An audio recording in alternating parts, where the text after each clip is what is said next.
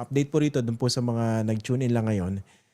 Sumulat po sila sa Office of the Ombudsman at hinihiling na imbestigahan po yung mga akusasyon nitong si Madriaga laban sa Vice Presidente. Maganda nga na nabanggit na po yan kanina ni Attorney Raymond Palad. No? Although by the way, no, kung napansin niyo yung mga pagtatanong natin, we're trying to be as detailed as possible because just because someone comes up with such an allegation against the Vice President, kahit hindi niyo po gusto yung Vice Presidente, kailangan busisiin po natin itong accuser niya. Diba? Baka naman nag-iimbento, baka naman nag-i-embellish. Kaya kung nakikita niya po yung mga pagtatanong natin kanina, sinisika po nating tingnan kung consistent po ba itong kwento ni Ramil Madriaga. Of course, mas maganda kung siya mismo yung makakausap natin at mabubusisi natin yung kanyang mga bintang dito sa Vice Presidente. Diba remember, meron tayong previous interview with one of the star witnesses against the former president dyan po sa ICC. Napanood niyo po siguro yan, di ba? Yung a former DDS hitman tells his story. Di ba? Naalala niyo yan? I think that was 2 years ago if I'm not mistaken. Ayan, nakausap po natin siya via Zoom and via StreamYard. So, very detailed din po yung tinatanong natin sa kanya. Dahil kung napapansin niyo po yung pagtatanong natin before, no? Dito po sa witness against Digong, doon ko tinetest yung kanyang recollection of events. Tinatanong ko siya per paragraph, no? Hindi ko sinasabi kung saang page. Pero na-identify niya di ba? Naalala niya. Ito yung nangyari dyan. Tapos hawak-hawak ko yung affidavit niya. O nga, no? Yung sinabi niyang nangyari o ginawa niya, nandun sa eksaktong paragraph kung saan nandun yun sa sa mismo affidavit. So mas maganda rin kung makakausap natin mismo itong si Ramil Madriaga. Magkakaroon ng pagkakataon, of course. Pero syempre, nasa piitan yan. Okay.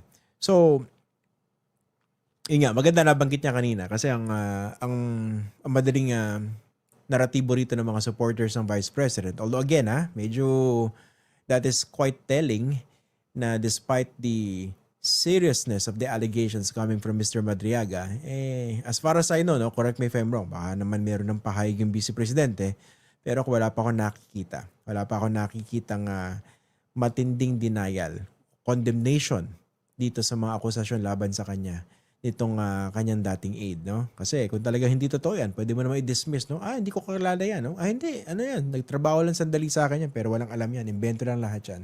Madaling sabihin lahat yan, di ba? Ano ba naman yung mag-issue ka ng isang statement? Pero the fact na, or yung, I don't know, no? Baka naman meron na nga. Pero dahil wala pa, as far as I know, to me, that is quite telling. And ang isa sa mga naratibong pinupush dito ng kanyang mga supporters ay, hindi, ano yan? Pinagkakaisahan yung Vice Presidente. Tingnan nyo, mayroong plunder. Tapos ngayon, pinapaimbestigahan sa Office of the Ombudsman.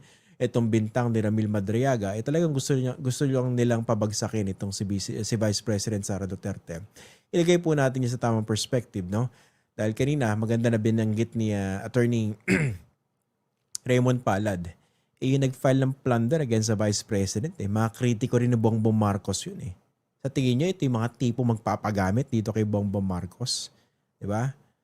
Kung sakasakali lang, kung meron po kayong mabibilihan ng lohika, kausap ko po dito yung mga DDS, no? Kung meron po kayong alam na tindahan na nagbebenta ng lohika, pumunta po kayo. Baka po available online. Kasi hindi po pwedeng gamitin yung ganong argument. Kasi nga, yung mga nag-file ng plunder case against the Vice President dyan po sa Office of the Ombudsman, yung mga matinding kritiko rin po itong si President Ferdinand Bongbong Marcos Jr. So malabo naman na nagpapagamit itong mga ito, no? Tsaka kilala natin personally itong si Shelo Magno, si Smiling Assassin. Napakalabo na magpapagamit yan kay Bongbong Marcos. Napakatindi at consistent po ng pagbanat niyan dito po sa Bongbong Marcos administration.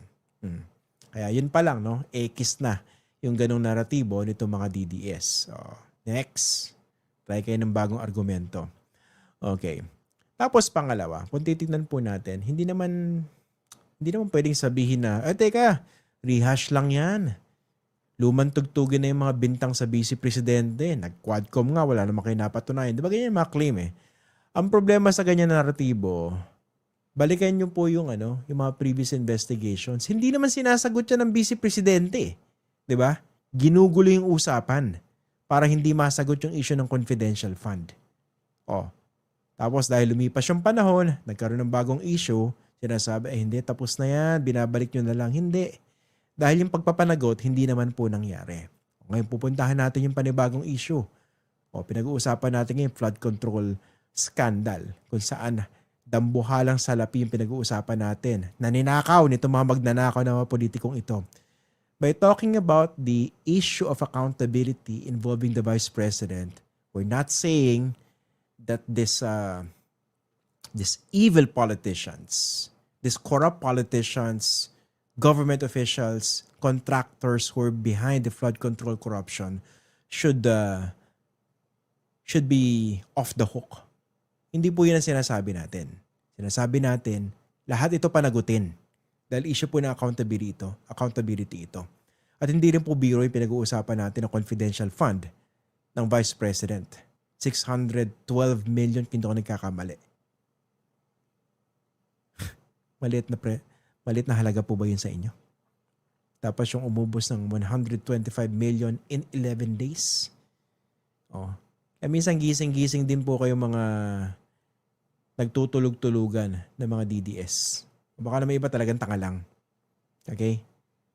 So lahat dapat pinapanagot natin. Itong mga magnanakaw ng mga congressman, itong mga magnanakaw ng mga senador na involved dito sa flood control corruption, lahat ito dapat panagutin. Pati na rin po yung mga lumustay ng confidential funds.